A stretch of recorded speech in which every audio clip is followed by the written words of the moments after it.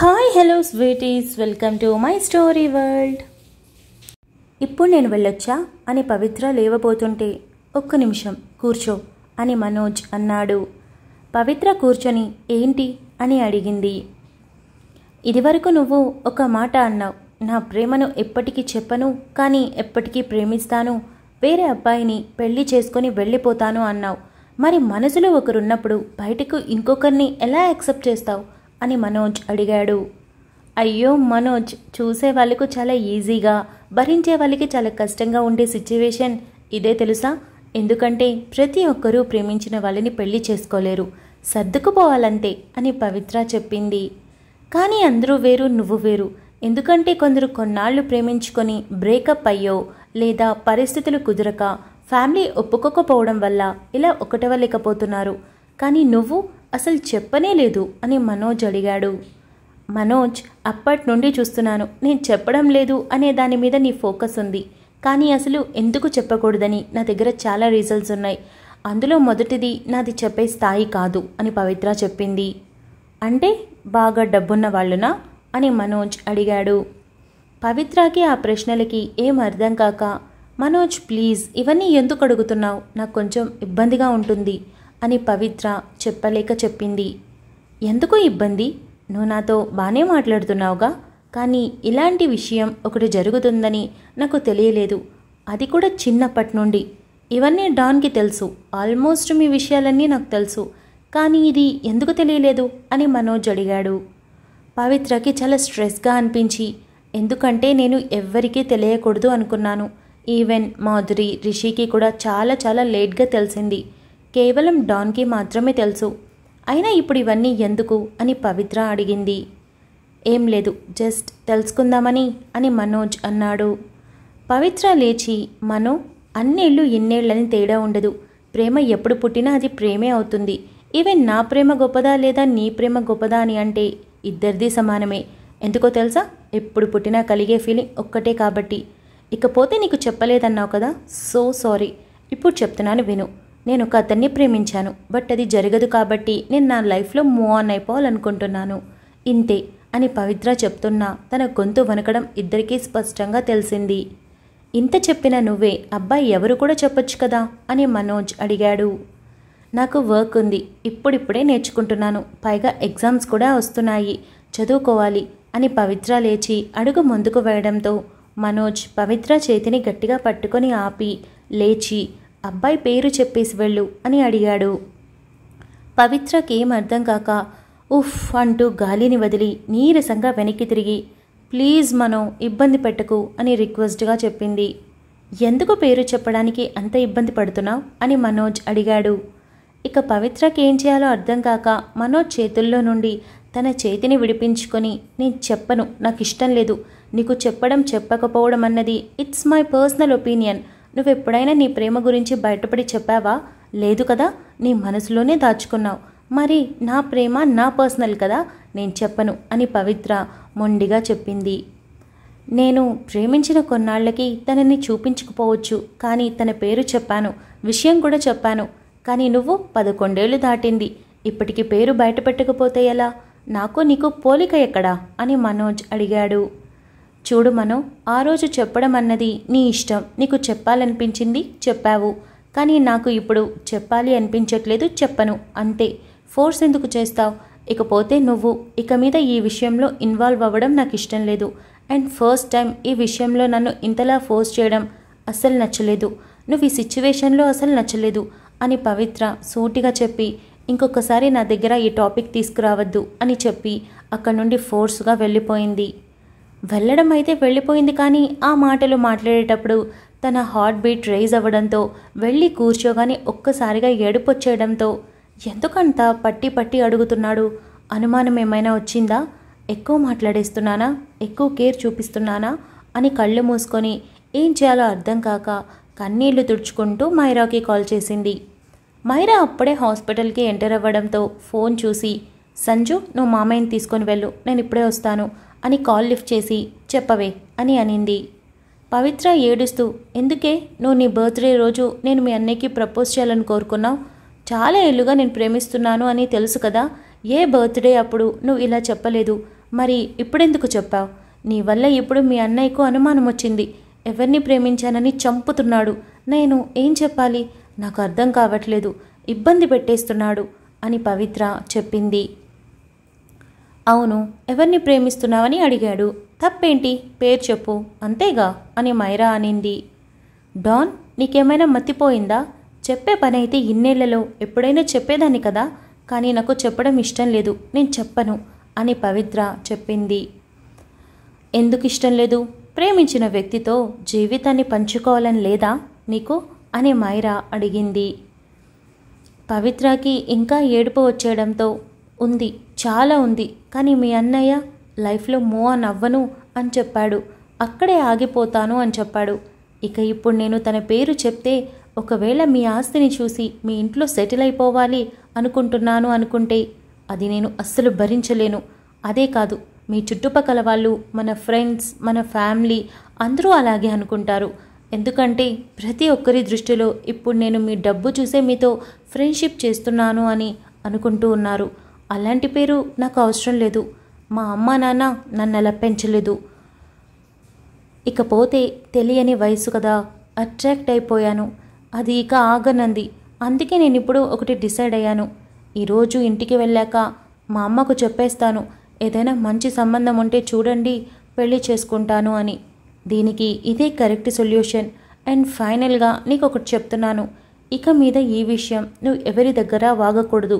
వాగితే నా మీద ఒట్టే అని పవిత్ర చెప్పి కాల్ పెట్టేసింది. మైరాకి ఏం అర్థం కాక అసలు అన్నయ్య ఎందుకు ఫోర్స్ చేశాడు? విషయం అయితే చెప్పాను, ఇష్టం ఉంటే ఇష్టం ఉందని చెప్పాలి, లేదంటే వద్దని తన పని ఏదో తను చూసుకోవాలి అని అనుకొని ఆలోచిస్తూ మనోజ్కి కాల్ చేసింది.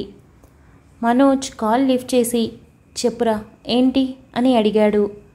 అన్నయ్య, పవిత్ర ఏడుస్తోంది, ఎందుకు తనని ఫోర్స్ చేస్తున్నావు అని మైరా అడగడంతో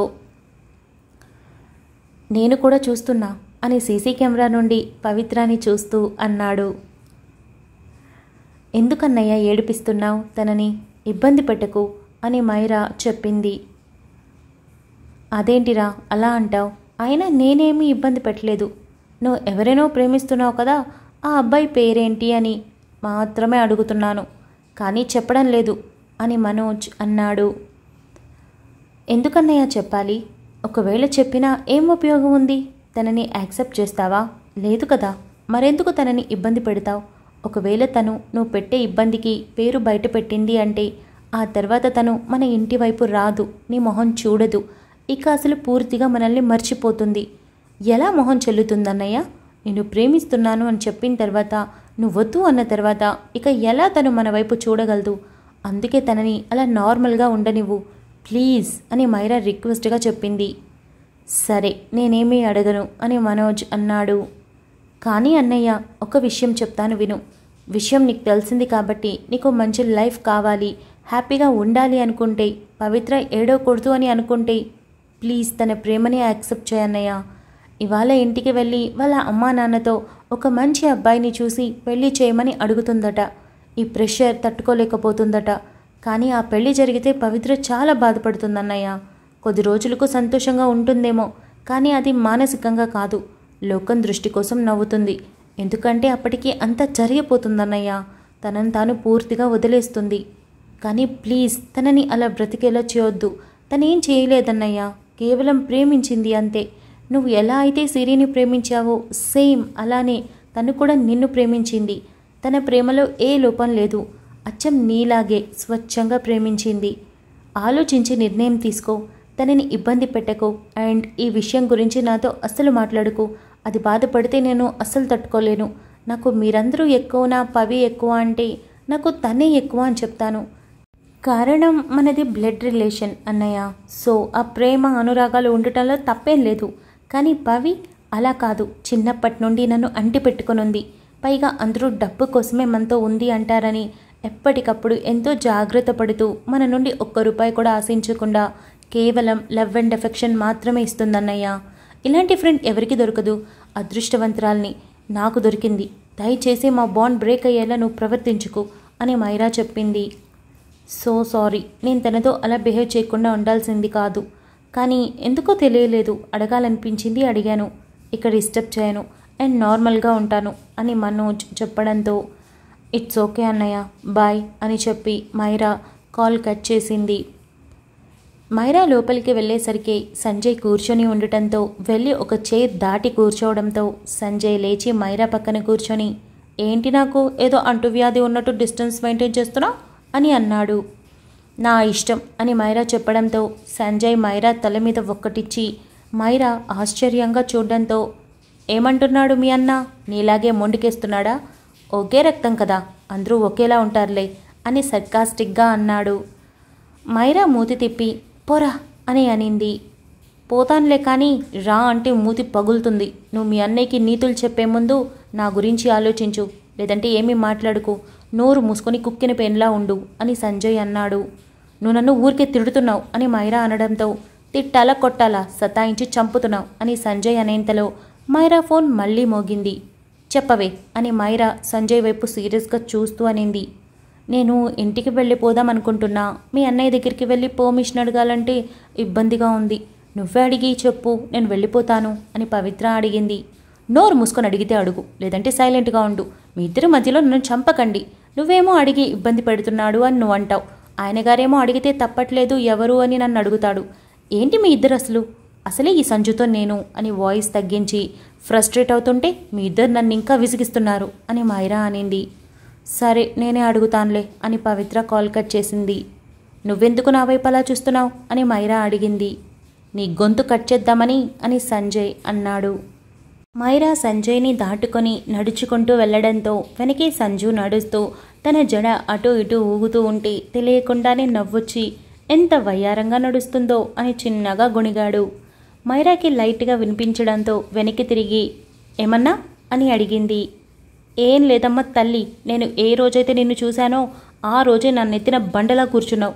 దింపుదామంటే దింపబుద్ధి కావట్లేదు, దిగుతావేమో అని చూస్తుంటే అస్సలు దిగటం లేదు అని సంజయ్ అన్నాడు.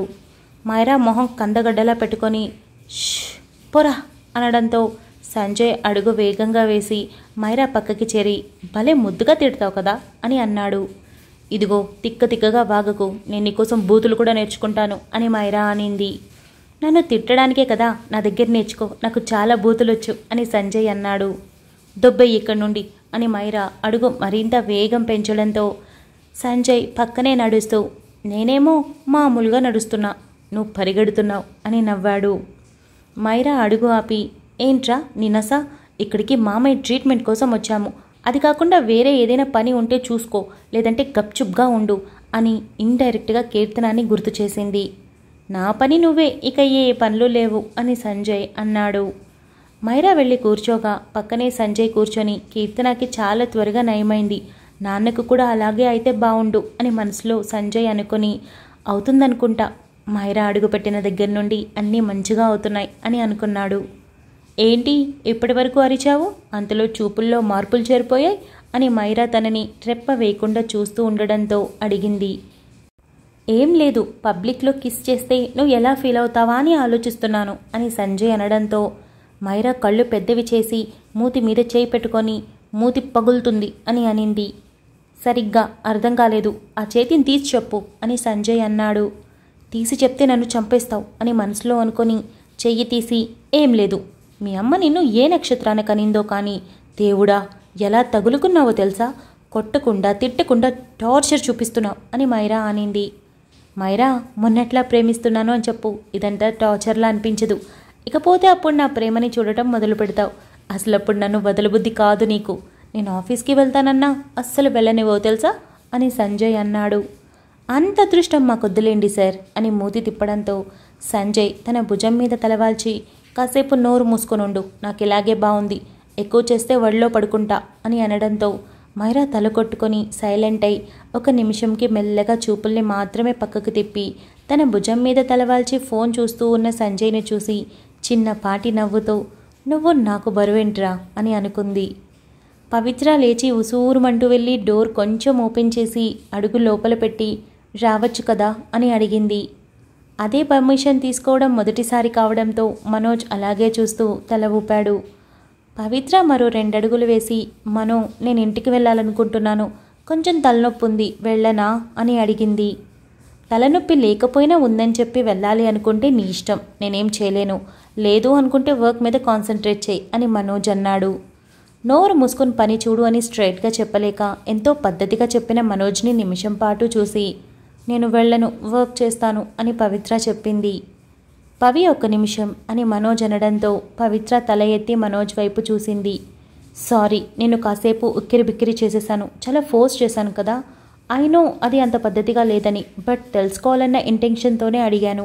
నువ్వు చెప్పకుండా దాటేశావు కనుక ఇక అడగనులే, అడిగి నిన్ను ఇబ్బంది పెట్టను అని మనోజ్ అన్నాడు. మనో, నువ్వు నాకు సారీ చెప్పకు. నేనెప్పుడు నీ దగ్గర నుండి సారీ ఎక్స్పెక్ట్ చేయను. ఏమైనా అడగొచ్చు, బట్ చెప్పడానికి కొన్ని నాకు ఇబ్బందిగా ఉంటాయి కదా, అలాంటివి చెప్పలేను. లేదంటే నువ్వు అడిగితే చెప్పకుండా ఉంటానా అని పవిత్ర అనింది. సరే, నీకు ఎప్పుడైతే చెప్పాలనిపిస్తుందో అప్పుడే చెప్పు. అప్పటి వరకు నేను ఫోర్స్ చేయను. వెళ్ళి వర్క్ చూడు. లేదు నిజంగా తలనొప్పి ఉందంటే ఫస్ట్ ఒక కాఫీ పంపిస్తాను, తాగు, తర్వాత వర్క్ సంగతి చూడు అని మనోజ్ చెప్పాడు. పవిత్ర తల ఊపి అక్కడి నుండి వెళ్ళి తన చైర్లో సెటిల్ అయి, దేవుడా, ఎదురుగా ఉంటే ఏం మాట్లాడలేను, ఇక నోరు మూసుకొని వర్క్ చేసుకోవడం బెటర్ అని ఆలోచనలన్నీ పక్కన పెట్టి పనిలో పడింది. మనోజ్ సీసీ కెమెరా ఫుటేజ్ నుండి పవిత్రాని గమనించి వర్క్లో పడడంతో తను కూడా పనిలో పడిపోయాడు. రాజ్కుమార్కి ట్రీట్మెంట్ పూర్తి కావడంతో ఇంటికి బయలుదేరుతూ ఉండగా మైరా ఒక్క నిమిషం అని అక్కడి నుండి డాక్టర్ దగ్గరికి వెళ్ళి 5 నిమిషాల పాటు మాట్లాడి తిరిగి వచ్చి పదండి అని అనింది. అక్కడి నుండి ఇంటికి ముగ్గురు బయలుదేరగా రాజ్కుమార్ని సంజయ్ తీసుకొని వెళ్ళి జాగ్రత్తగా పడుకోబెట్టి బయటకొచ్చి హాస్పిటల్కి వెళ్ళిన ప్రతిసారి ఏం చెప్పారా అని ఆతృతగా ఎదురు చూసే వాణిని గమనించి బావుందమ్మా అని చిన్నపాటి నవ్వుతో చెప్పి రూమ్లోకి వెళ్తున్న మైరాని చూసి మైరా బాయ్ అని సంజయ్ చెప్పాడు. మైరా వెనక్కి తిరిగి అలాగే చూడడంతో కాస్త దగ్గరికి వెళ్ళి నైట్కి రేస్కి వెళ్దాం అని అన్నాడు. గుర్తుంది అని మైరా చెప్పడంతో సరే బాగా నిద్రపో, మళ్ళీ నిద్ర మత్తొస్తుంది అని సంజయ్ చెప్పి చిన్నపాటి నవ్వుతో వెళ్ళాడు.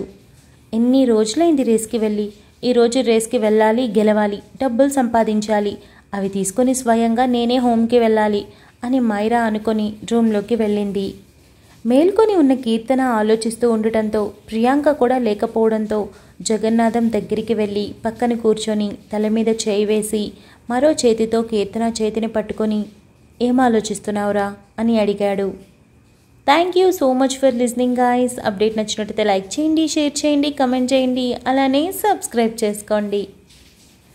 వచ్చేసాను ముచ్చట్లకి. మిస్ అయ్యారన్నారు చాలామంది. అయ్యో మీ ముచ్చట్లు రాలేదు, మీ వాయిస్ వినిపించలేదు అని కమెంట్ చేశారు. Very sweet. అండ్ అడిగిన వాళ్ళందరికీ థ్యాంక్ యూ సో మచ్. అంటే వీలు పడలేదు, సెకండ్ సాటర్డే కదా, ఇల్లంతా పెద్ద కిష్కింద కాండలాగా ఉంటుంది, సో మాట్లాడడానికి కుదరలేదు. సో నేను కూడా హాలిడేస్ అప్పుడు ఏంటంటే లేట్గా నిద్రలేస్తా, చాలా లేట్గా లేస్తా. యాక్చువల్లీ యూట్యూబ్ స్టార్ట్ చేశాక ఒక ప్రాపర్ టైంకి అయితే లేస్తున్నా హాలిడేస్ అప్పుడు కూడా. అంటే 8-8:30 అలా. మామూలుగా అయితే ఆ టైంకి కూడా కష్టమే. సో అంటే సండే రోజు నేను మార్నింగ్ బ్రేక్ఫాస్ట్ కూడా చేయను అనమాట. డైలీ ఇంట్లో చేస్తాం కదా, సో సండే మాత్రం చెయ్యను. ఎందుకంటే ఆ రోజు డైలీ మార్నింగ్ క్యారేజెస్ కోసం ఎర్లీ మార్నింగ్ లేస్తాం కదా, సో ఆ రోజు లేకుండా ఉండేందుకు బ్రేక్ఫాస్ట్ పెట్టుకోను అనమాట. ఆ రోజు బయట నుండి కాబట్టి ఎవ్వరు నన్ను డిస్టర్బ్ చేయరు, చక్కగా టిఫిన్ కూడా చేసేస్తారు నేను లేచేసరికి. సో అందువల్ల నాకు ఇంట్లో పనులు కూడా అన్నీ లేట్ అయిపోతాయి లేట్గా లేయడం వల్ల. సో అందుకే నేను ముచ్చట్లు చెప్పడానికి కూడా నాకు టైం ఉండదు, సో అందుకే చెప్పలేకపోయాను. బట్ నేను కూడా మిస్ అయ్యాను, కమెంట్స్ అన్నీ కూడా చాలా చాలా చాలా మిస్ అయ్యాను. ఇక లాస్ట్ అప్డేట్వి అలానే ఈవినింగ్ నాతో నేను ఉండిపో 2 అప్డేట్స్ గురించి మాట్లాడుకుందాం.